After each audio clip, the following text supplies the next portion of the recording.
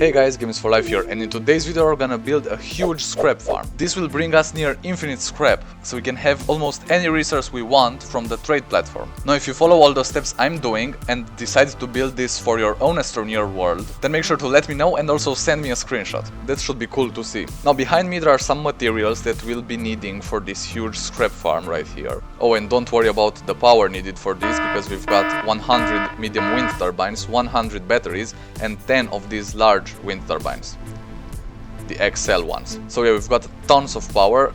Make sure that if you want to build this, you have the power beforehand, because this is gonna require a lot. First, let's make a rundown of the materials we're gonna need, and then I'm gonna show you the old scrap farm and how it works. That's how this one is gonna work as well. Then we'll get on to building it. So here we've got 8 extra large platform C. This is just to give us the space where we put all of the other items on top of them. Next, we've got 2 extra large shredders.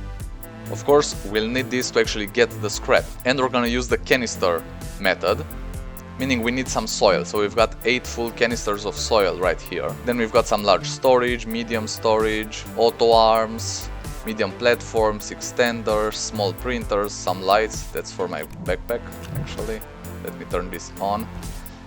Then we've got our soil centrifuges, of course, and then some canisters.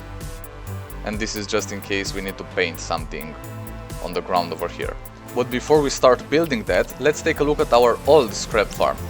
Here's how it works. We've got some soil that's automatically fed into 2 soil centrifuges. These create resin, and they are set on loop, so they'll create resin until the soil runs out.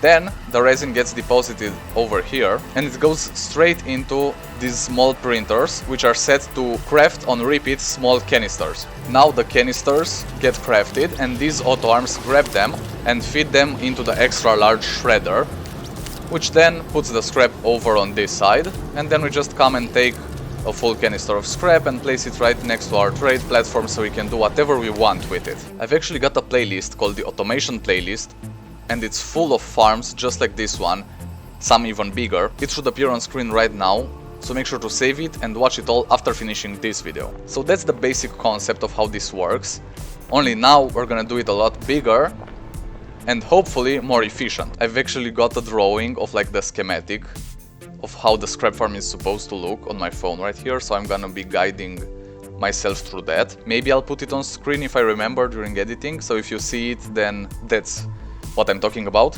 If you don't see it, then I just forgot about it. But anyways, let's get to unpacking the platforms first. Okay, we've got the platforms all set up. So for this farm you're gonna need 8 extra large platform C and 28 medium platform A. This is the way I set them up.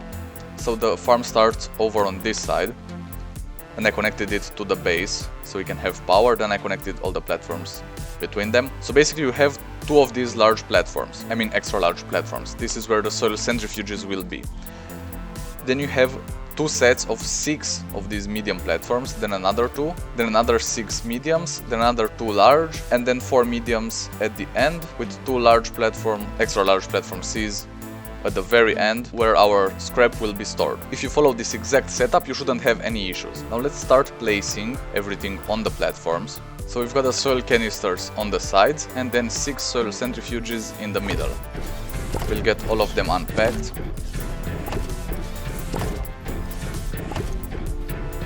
Alright, let me run that back. You actually need only 22 of these medium platform A's, and that's because you should be able to just place the auto arms right here, so they can automatically grab the resin when it's done. This way it's gonna work better and it's more efficient on resources. So we'll get all of these unpacked, and then we'll move on to the next row, which will have a ton of medium storages.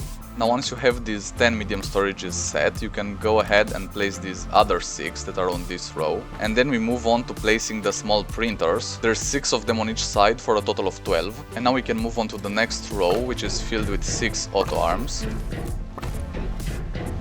just like that. And now it's time for the shredders. We'll unpack them right here. There we go. Here we can have a large storage with multiple medium storages on it. This will hold our excess of canisters, and we'll do the same on the other side. So we now have the same setup on both sides. Up next we'll get some more medium storages in the middle. This should hold any excess of scrap. Now obviously the shredders might throw out the scrap on both sides, that's why this next row will be filled with 4 auto arms. We'll unpack these as well. And now for the last part we'll just need a ton of medium resource canisters that are gonna hold all of our scrap. We've purposely got a lot of these because we're gonna be producing tons of scrap over here, and we don't want to re-change them every time we bring in new soil. So that's why we have 16 of these right here. Okay, so that's pretty much it. The next step now is to place items in the filter slots of each auto arm so that it only grabs what it is supposed to grab based on which part of the farm it's placed in. We'll start from this side and we're gonna place resin on each of these, and we should also turn them around. Make sure the green is facing the soil centrifuges. There we go. Now the next line of auto arms need canisters, because that's what they're gonna be handling. And the last line needs scrap. Make sure to do this before turning the farm on, because otherwise you might get it stuck with an auto arm picking up something it shouldn't be picking up. Alright, so we've got all of our filter slots filled in. Now it's time to place a small canister on each of these soil centrifuges, and they will automatically get filled up from the soil canisters we've got over here.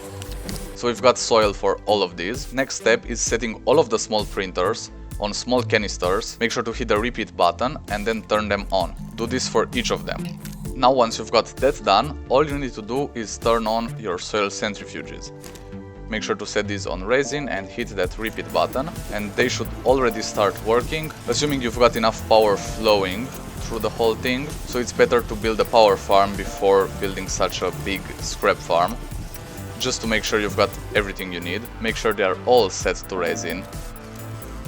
Otherwise you might find yourself in my situation where I've just crafted a whole bunch of compound for no good reason. So double check before turning them on. Okay, so now we should be making resin. We can turn on the auto arms, and our small printers are already working with the resin they have. We're gonna get a ton more resin in just a minute now. There it comes, the second one is done, the third one as well. And now we can turn on these auto arms as well, so they can grab the canisters. And they are feeding them into our extra large shredder. So it's time to activate the last auto arms, which should be able to pick up the scrap. And any excess of small canisters will just be placed on the sides. Look at that, some canisters are already getting filled up, and that's a good sign. It means that the farm is working correctly. We might do some improvements over time, such as getting more auto arms in here, or maybe even more soil centrifuges, but that's a job for another Astroneer episode. But you can see we're getting scrap so much faster now, and we're gonna be able to just come with the rover, dump a bunch of soil at the end of it, and then we can just come back some hours later, pick up all of our scrap. So yeah, that's literally game changing. Now don't forget about the automation playlist. Make sure to save it and watch it all. It's full of farms just like this one, and they are all really cool. That's all for today. I've been Games for Life, and I'll see you next time. Cheers, Astroneers!